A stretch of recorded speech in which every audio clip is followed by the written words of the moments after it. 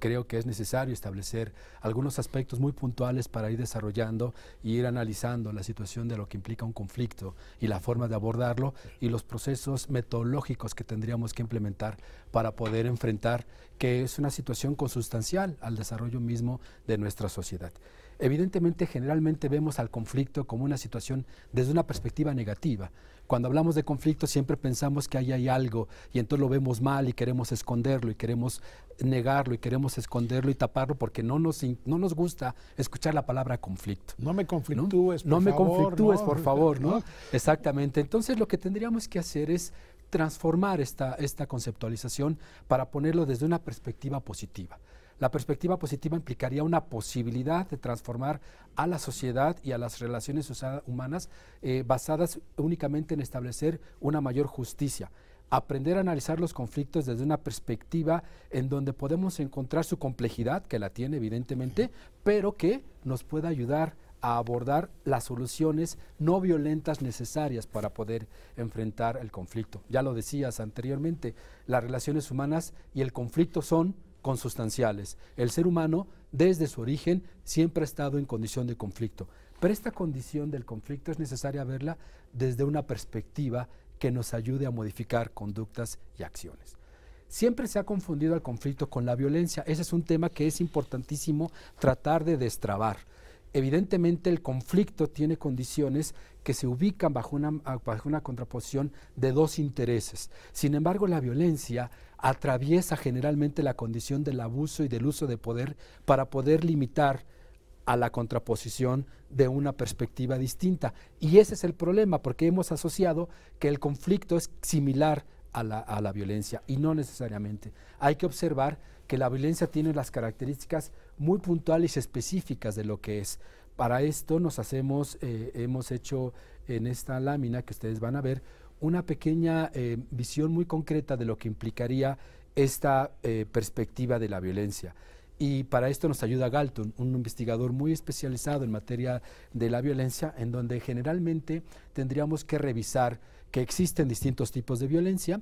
La que generalmente se ve, y si ustedes observan, ahí hay un barquito donde se puede ver como en la parte superior de este iceberg, ¿no? Es la parte de la violencia directa la que se ve, y en la parte baja de ese digamos, nivel de flotación del barco está lo que se conoce como la violencia cultural y la violencia estructural.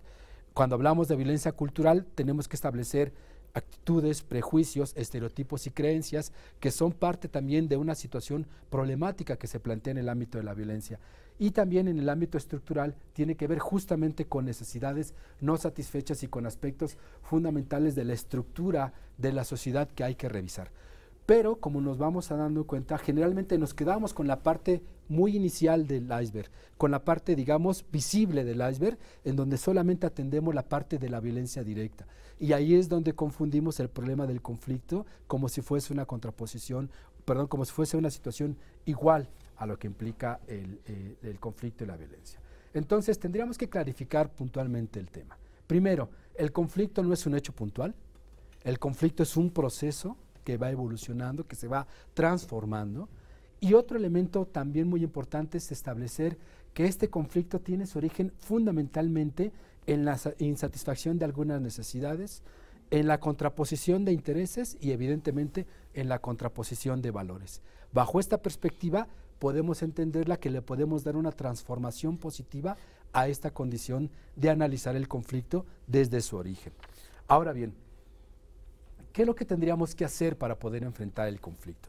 Evidentemente, uno de los aspectos más importantes que tendríamos que hacer para poder establecer el conflicto y que tiene que ver justamente con la resolución no violenta de conflictos, tiene que ver con el propósito de transformar la realidad, buscando de alguna otra manera establecer la dignificación de lo que implica que las personas, por medio de los derechos humanos, vayan tomando en cuenta lo que implica estos derechos para poder afrontar estos conflictos. Ahora bien, ¿qué tenemos que hacer para poder establecer esta situación? Evidentemente, visibilizar las condiciones de asimetría que se dan cuando estamos estableciendo condiciones en el proceso del poder.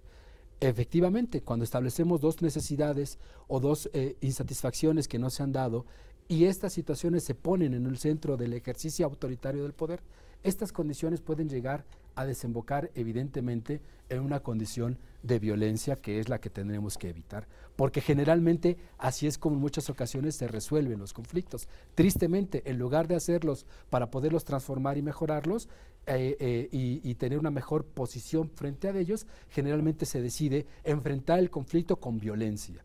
Y ahí es donde nosotros, desde la perspectiva de educación para la paz y los derechos humanos, abordamos para transformar esta realidad. ¿Cuáles son los elementos que propone bajo esta premisa la educación para la paz y los derechos humanos? Es un proceso activo de construcción de justicia a través de aflorar y afrontar y resolver los conflictos desde una perspectiva no violenta, o sea, sostener el conflicto para poder afrontarlo desde una perspectiva de aprendizaje, no de violencia, no de fuerza, no de autoritarismo. ¿Cuáles son los elementos que tendríamos que empezar a establecer bajo esta premisa de la educación para la paz y los derechos humanos? Evidentemente, desde la perspectiva, nosotros planteamos 4 capacidades que hay que establecer. La primera tiene que ver con, evidentemente, establecer que el poder de simetrías y asimetrías está presente y que es necesario establecer un equilibrio de poderes, que si hay una condición de asimetría, siempre puede haber condiciones muy fáciles para que se determine definiendo un conflicto en base a la violencia. 2, establecer esta capacidad de autonomía y de toma de decisiones. Cuando las personas asumimos que somos sujetas de derechos y enfrentamos frente a otra situación con esta capacidad de asumir su autonomía, podemos tener capacidad de poder enfrentar los conflictos no desde las asimetrías, sino más bien de las simetrías. Otro elemento también importante que tiene que ver con cómo afrontar este tema del conflicto es justamente establecer un proceso de diálogo y construcción de consensos. Se dice muy fácil, vamos a dialogar, vamos a construir consensos, pero ya en la realidad, cuando hay una contraposición de tus necesidades, de tus intereses a las mías, este diálogo, estos consensos se complejizan y entonces es necesario tratar de ir transformando esta realidad para poder acostumbrarnos a que yo reconozca tus necesidades, yo reconozca tus intereses, tú reconozcas los míos y basarnos en esa construcción para poder llegar a un consenso que al principio afloró en un conflicto y que después nos puede llevar a su propia resolución. Y por último, evidentemente, el tema de la tolerancia y la convivencia solidaria. Si no promovemos una condición de tolerancia, una condición en donde podemos respetar a las otras personas como sujetas de derechos y que es mi interlocutor válido en cualquier otro de los aspectos, muy pocas ocasiones tendremos oportunidad de resolver un conflicto. Por eso también de la tolerancia y la convivencia solidaria son necesarias para la condición de poder establecer mejores circunstancias de poder afrontar el conflicto. Ahora bien, ¿cuáles son algunas de las propuestas que tenemos? Bueno, generalmente se pueden establecer, y aquí lo vemos en esta pequeña gráfica, distintos niveles. Yo me voy a quedar en el más básico, que es en la prevención, porque esto nos ayudará a empezar a entender y cómo poder desgranar esta problemática del conflicto. ¿Qué es la prevención?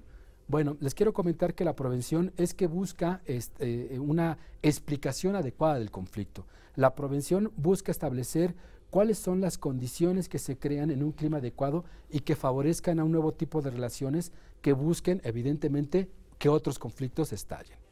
La prevención trata de favorecer estrategias y habilidades entre las personas en conflicto para poder llegar a acuerdos. Es necesario establecer que para poder plantear la prevención en materia de enfrentar los conflictos tenemos que establecer 3 dimensiones. Primero, la dimensión humana del conflicto. Después, establecer que hay cambios estructurales que son necesarios transformar para mejorar las condiciones que pueden proveer y promover mayores condiciones de conflictividad y evidentemente favorecer las condiciones de cooperación entre las relaciones humanas.